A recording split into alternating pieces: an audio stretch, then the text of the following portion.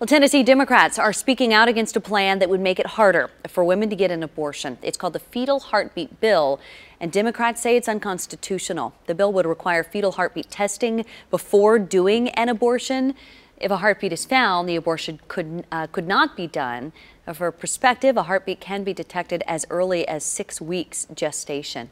Regardless of where we all may or may not agree on the morality surrounding abortion, I think that as Tennesseans, we can agree that we value our own decision making. And at the end of the day, that's what this bill is about. At the heart of it is that who gets to make those decisions.